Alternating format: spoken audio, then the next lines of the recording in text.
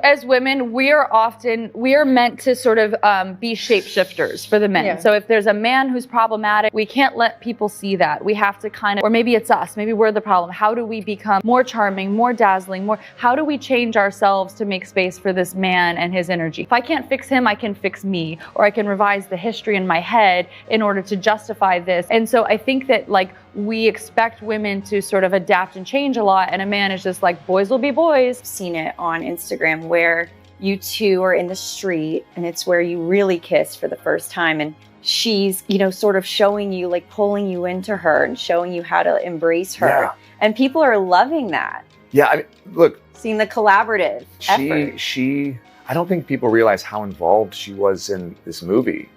When she's a producer on the film from the beginning to the end. She was extremely involved and she really made the film better. And there were many instances where I honestly just tried to get out of the way and let her take the lead. When it came to intimacy and all of that, like she had a very clear vision and she was telling me what she thought would work and what she thought would be sexy. And from the very beginning, this had to have a female point of view. This had to have a female gaze. When you read Blake Lively's complaint, do you ever get the sense that some of the stories are completely fabricated or else they sound like they came from a movie? There was a few times in her amended complaint where I felt as though the story was either completely fabricated or it was pulled from the plot of a movie, because I couldn't imagine really anyone having this conversation publicly with anyone. And I couldn't imagine Justin Baldoni acting that way, but I don't know Justin that well, and you know, I wanted to show to you that Justin acknowledged in the very beginning of this video that Blake did take the lead a lot when it came to intimacy and the planning of intimate scenes. He spoke to Access Hollywood and he actually talked about the struggle he had because he is a method actor. So method acting is a technique that's known where an actor that's involved in the film will immerse themselves in a character's emotions and experience. It's controversial and it's an iconic technique that emphasizes authenticity and psychological realism, so sometimes they will draw on their own memories to create authentic performances. They'll inhabit the mind of their character. Even sometimes during their day-to-day life, they might use physical, mental, and emotional self to create a character.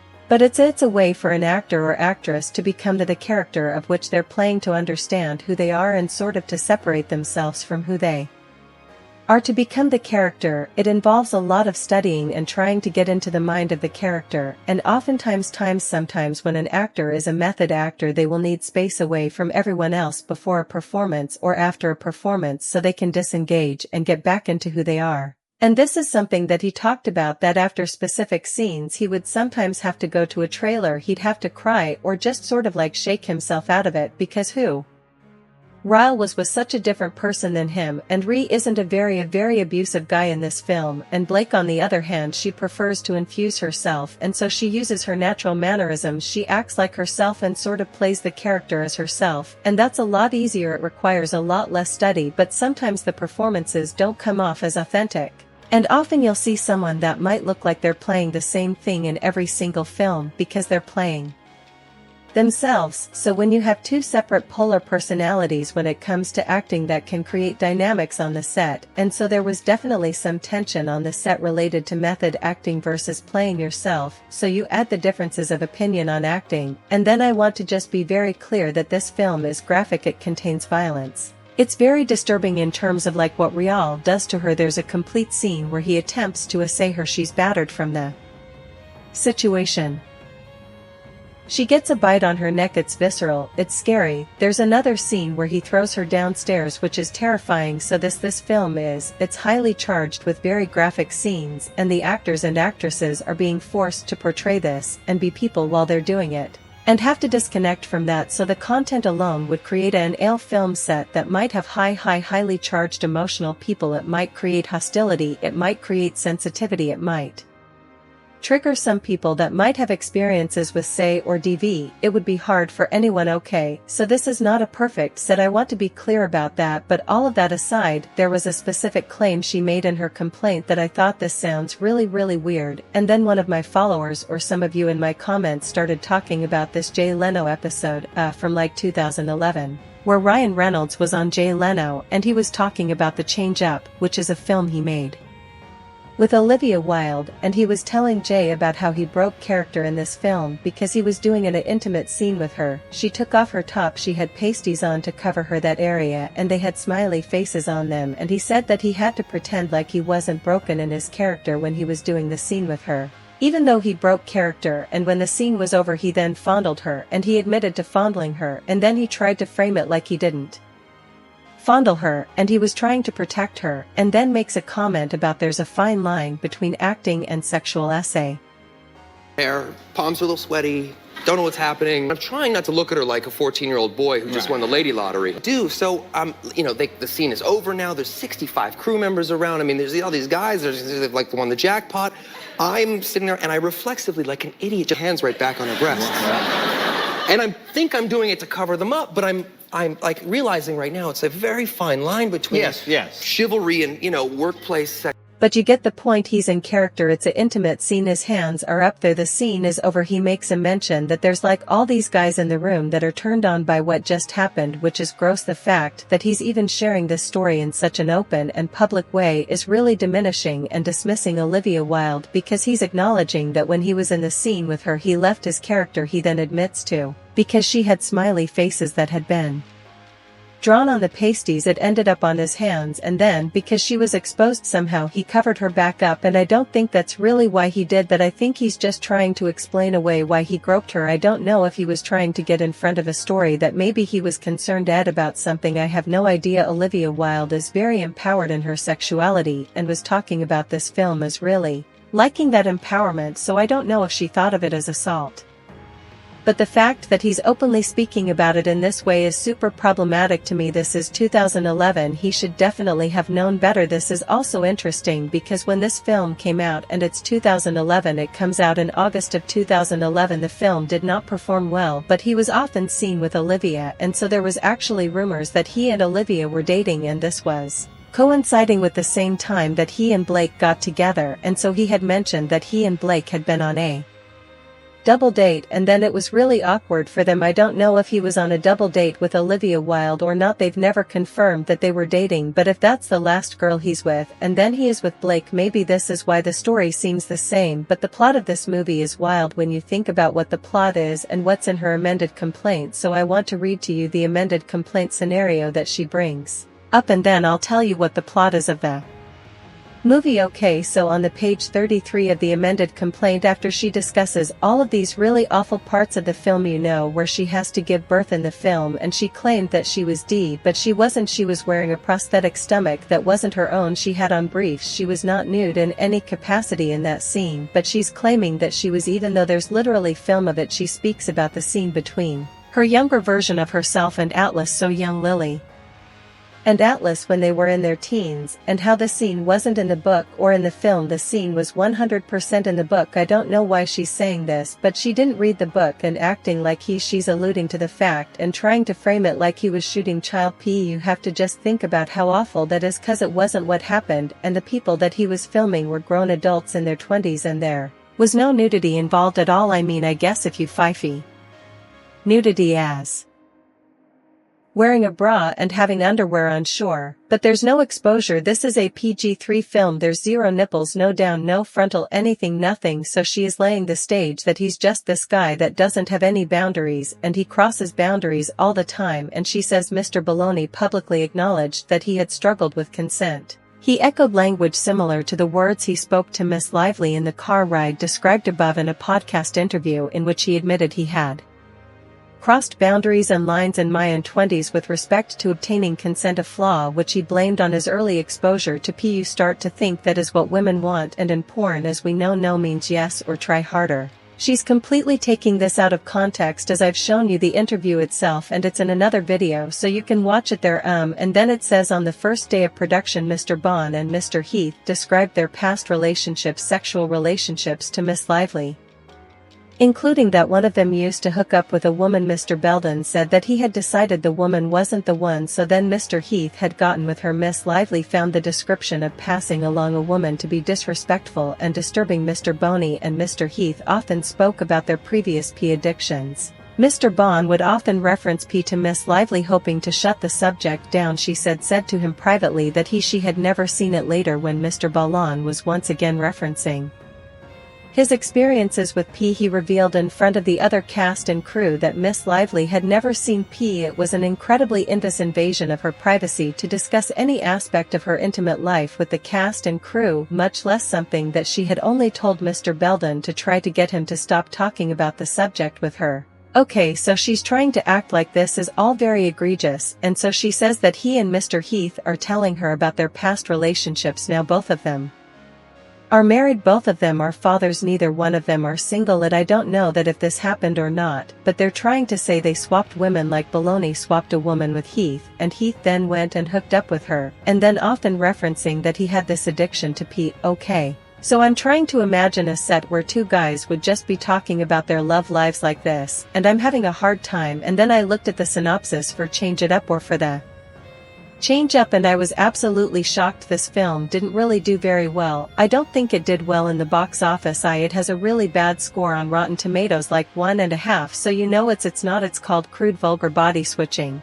I mean, nobody liked the film, and so I went to go look at the synopsis. So I went to Wikipedia, and it's basically about these two guys, and it's like a body switch movie.